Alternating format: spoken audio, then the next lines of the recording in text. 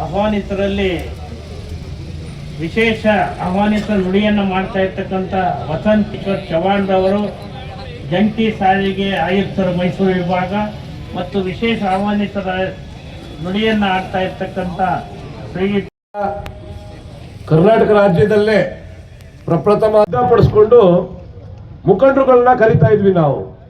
ಇವತ್ತು ಮುಖಂಡರಾದಂಥ ರಾಜೀವಣ್ಣ ಅವರೇ ನಮ್ಮನ್ನ ಕರೆದು ರಾಜ್ಯೋತ್ಸವನ ನಿಮ್ಮ ಜೊತೆಲೇ ಮಾಡಬೇಕು, ನಾವು ಇಂಥ ವೇದಿಕೆ ಒಂದು ಬಾರಿ ನೋಡಬೇಕು ಅಂತ ಬರೀ ಒಂದು ವಾರದಲ್ಲಿ ಈ ಕಾರ್ಯಕ್ರಮನ ರೂಪಿಸಿದ್ದಾರೆ. ನಮ್ಮ ಆಟೋ ಚಾಲಕರ ಸ್ಪಂದನೆಯೂ ಚೆನ್ನಾಗಿದೆ.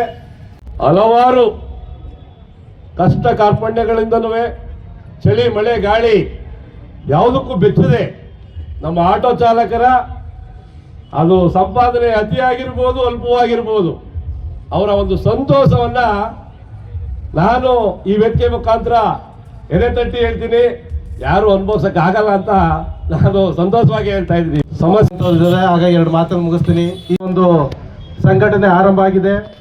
ಈ ಒಂದು ನಾವು ಆಟೋ ರಿಕ್ಷಾ ಚಾಲಕರೆಲ್ಲ ಈ ಒಂದು ಸಂದರ್ಭನ ನಾವು ಸಂಕಲ್ಪವಾಗಿ ತಗೊಂಡು ಮನಸಾರ ಇದನ್ನ ಒಂದು ಪ್ರತಿಜ್ಞೆ ಮಾಡಿಕೊಂಡು ಈ ವರ್ಷ ಇಲ್ಲಿ ಆರಂಭ ಆಗ್ತಕ್ಕಂಥ ಒಂದು ಏನು ರಾಜ್ಯೋತ್ಸವ ಮೈಸೂರಿನ ಈಗ ಇಂದು ನಾವು ಸಾಗರದಷ್ಟು ವೈಭವ, ಬೆಟ್ಟದಷ್ಟು ಗೌರವ ಹೊಂದಿರುವ ಕರುನಾಡಿನ ಹುಟ್ಟುಹಬ್ಬವನ್ನು ಆಚರಣೆ ಮಾಡ್ತಾ ಇದ್ದೀವಿ. ಈ ವಿಶೇಷ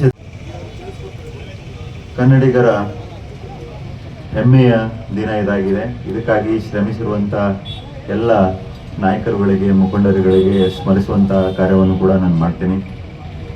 ನಮ್ಮ ಭಾಷೆ, ನಮ್ಮ ಜಲ, ನಮ್ಮ ಸಂಸ್ಕೃತಿಯನ್ನು ಉಳಿಸಿಕೊಳ್ಳುವುದು ನಿಮ್ಮೆಲ್ಲರ ಜವಾಬ್ದಾರಿ ಕೂಡ ಆಗಿರುತ್ತೆ. ಇಂದು ರಾಜ್ಯವನ್ನು ಮತ್ತು ನಮ್ಮ ಸಂಸ್ಕೃತಿಯನ್ನು ಆಚರಿಸುವುದು, ಕನ್ನಡ ಭಾಷೆಯನ್ನು ಗೌರವಿಸುವುದು ಮತ್ತು ಕನ್ನಡ ಭಾಷೆಯ ಘನತೆಯನ್ನು ಹೆಚ್ಚಿಸುವುದು ಕೂಡ ನಿಮ್ಮೆಲ್ಲರ ಕರ್ತವ್ಯ ಆಗಿದೆ. ಮತ್ತು ನಮ್ಮ ಕನ್ನಡ ನಾಡಿನ ಒಗ್ಗಟ್ಟನ್ನು ಪ್ರದರ್ಶಿಸುವಂಥ ದಿನ ಕೂಡ ಇದಾಗಿದೆ. ನಾವು ಕನ್ನಡವನ್ನು ಕೇವಲ ಮಾತನಾಡುವುದಷ್ಟೇ ಅಲ್ಲ, ಕನ್ನಡವನ್ನು ಗೌರವಿಸುವುದು, ಕನ್ನಡವನ್ನು ಕಲಿಸುವುದು ಮತ್ತು ಕನ್ನಡವನ್ನು ಬೆಳೆಸುವುದು ನಿಮ್ಮೆಲ್ಲರ ಆದ್ಯವಾದ ಕರ್ತವ್ಯ ಕೂಡ ಆಗಿದೆ. ಮತ್ತು ಈ ಒಂದು ರಾಜ್ಯೋತ್ಸವದ ಸಂಭ್ರಮವನ್ನು ನಾವು ಈ ವೇದಿಕೆಯ ಮುಖಾಂತರ ಪ್ರತಿಯೊಬ್ಬ ಕನ್ನಡಿಗರು ಹೇಳಕ್ಕೆ ಇಷ್ಟಪಡ್ತೀನಿ. ನಾನು ಕನ್ನಡಿಗ ಎಂಬ ಹೆಮ್ಮೆಯ ಜೊತೆಗೆ ನಾನು ಕನ್ನಡಕ್ಕಾಗಿ ಕೂಡ ಕೆಲಸ ಮಾಡ್ತೀನಿ ಅಂತ ಒಂದು ಸಂಕಲ್ಪವನ್ನು ಈ ವೇದಿಕೆಯ ಮುಖಾಂತರ ತಮ್ಮೆಲ್ಲರ ಜೊತೆ ಹಂಚಿಕೊಳ್ಳಕ್ಕೆ ಇಷ್ಟಪಡ್ತೇನೆ. ವೇದಿಕೆಯ ಮೇಲೆ ಉಪಸ್ಥಿತರಿರುವ ಚಂದ್ರು ಅವರೇ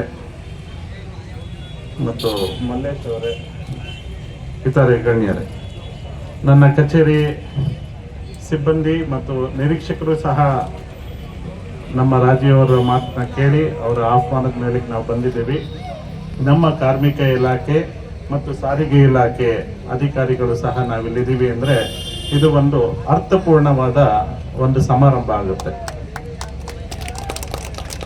ಮತ್ತೆ ನಾನು ಹೇಳ್ಬೇಕಂದ್ರೆ ನನ್ನ 23 ವರ್ಷದಲ್ಲಿ ಈ ನಮ್ಮ ಸಂತೋಷ್ ಲಾಡ್ ಸಾಹೇಬರು ನಮ್ಮ ಮಿನಿಸ್ಟರ್ ಆದಮೇಲೆ ಈ ಅಸಂಘಟಿತ ವರ್ಕರ್ಗೆ, ಅಸಂಘಟಿತ ಕಾರ್ಮಿಕರಿಗೆ ನಾವೇನು ಸೌಲಭ್ಯಗಳನ್ನ ಕೊಡ್ತಾ ಇದ್ದೀವಿ ಮತ್ತು ಅವ್ರನ್ನ ನಾವು ಎಷ್ಟು ಕೇಂದ್ರೀಕೃತವಾಗಿ ನಾವು ಅವ್ರಿಗೋಸ್ಕರ ಕೆಲಸ ಮಾಡ್ತಿದ್ದೀವಿ ಅಂದರೆ, ನಮ್ಮ ಸಂತೋಷ್ ಲಾಡ್ ಸಾಹೇಬರು ನಡೆಯೋ ರಸ್ತೆಯಲ್ಲಿ ನಾವು ಅವ್ರು ಓಡ್ತಾ ಇದ್ರೆ ನಮಗೆ ನಡೆಯೋಕ್ಕೂ ಆಗ್ತಾ ಇಲ್ಲ, ಅಷ್ಟು ಫಾಸ್ಟಾಗಿ ಹೋಗ್ತಾ ಇದ್ದಾರೆ.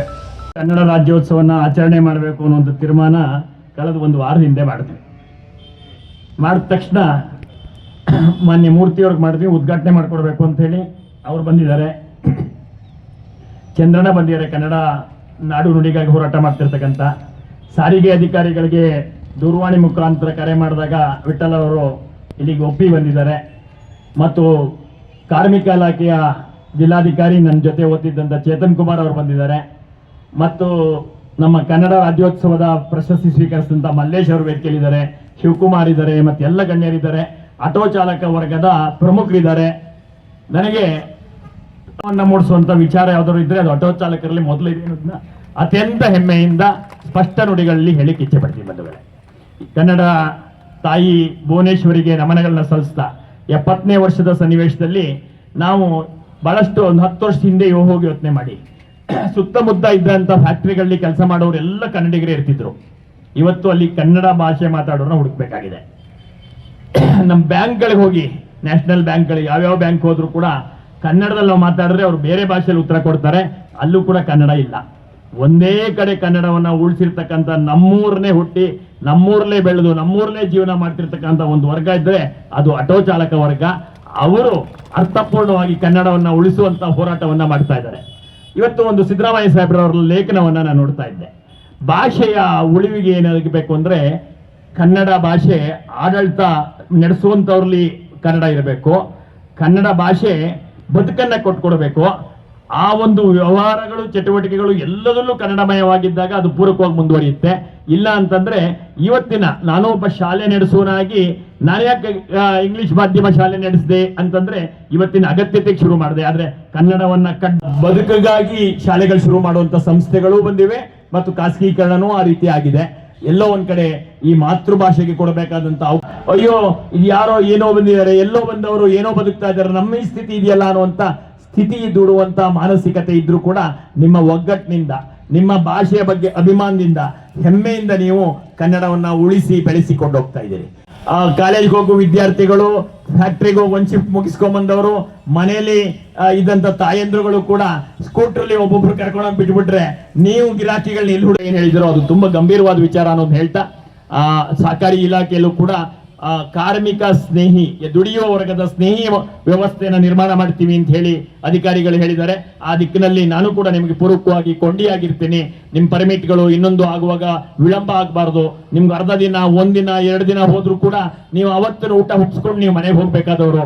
ಇವತ್ತಿನ ಕಷ್ಟ ಸಮಯದಲ್ಲೂ ಕೂಡ ಬದುಕನ್ನು ಕಟ್ಟುವಂತವ್ರು ನಿಮ್ಗೆ ಬೆನ್ನೆಲುಬಾಗಿರ್ಬೇಕು ಅನ್ನೋದು ಒಂದನೇ ಯೋಚನೆ ಮಾಡಿದ್ರೆ, ಎರಡನೇದು ನಮ್ಮ ಮಾನ್ಯ ಮುಖ್ಯಮಂತ್ರಿಗಳಾದಂಥ ಸಿದ್ದರಾಮಯ್ಯ ಸಾಹೇಬರಿಗೆ, ಉಪಮುಖ್ಯಮಂತ್ರಿಗಳಾದಂಥ DK ಶಿವಕುಮಾರ್ ಸಾಹೇಬರಿಗೆ, ಹಾಗೂ ವಿಶೇಷ ಕಾಳಜಿ ವಹಿಸಿ ವಿಶೇಷ ಯೋಜನೆಗಳನ್ನ ಅಸಂಘಟಿತ ವರ್ಗಕ್ಕೆ ತರ್ತಾ ಇರತಕ್ಕಂಥ ಸಂತೋಷ್ ಎಸ್ ಲಾಡ್ ಅವರಿಗೆ ನಿಮ್ಮೆಲ್ಲರ ಪರವಾಗಿ, ನಮ್ಮೆಲ್ಲರ ಕನ್ನಡ ನಾಡಿನ ದುಡಿಯುವ ವರ್ಗದ ಪರವಾಗಿ ನಾನು ಕೃತಜ್ಞತೆಗಳನ್ನ ಸಲ್ಲಿಸ್ತಾ ಇದ್ದೀನಿ ಬಂಧುಗಳೇ.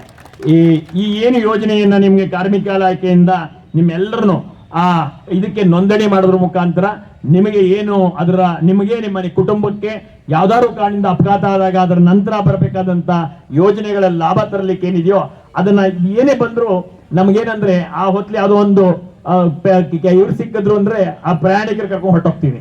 ಇದು ಮಾಡಿ, ನಾಳೆ ಮಾಡೋಣ, ನಾಳಿದ್ ಮಾಡೋಣ, ಆಮೇಲೆ ಮಾಡೋಣ ಅಂತ ಹೇಳಿ ತುಂಬಾ ಜನ ಮಾಡ್ಕೊಂಡಿಲ್ದನ್ನ ನಾವು ಗಮನಿಸಿದೀವಿ. ನಾನು ನಿಮ್ಮೆಲ್ಲರಿಗೂ ಕಳಕಳಿಯ ಮನವಿ ಮಾಡೋದೇನೆಂದ್ರೆ ಅದಕ್ಕೆ ಬರೆಸುವಂತ ಶುಲ್ಕ ಇರ್ಬೋದು, ಆ ಬ್ರೌಸಿಂಗ್ ಸೇವಾ ಶುಲ್ಕ ಇರ್ಬೋದು, ಅದಷ್ಟು ನನ್ನ ಕಚೇರಿಯಿಂದ ಬರೆಸಬೇಕು ಅನ್ನೋ ತೀರ್ಮಾನ ಮಾಡಿದೀವಿ.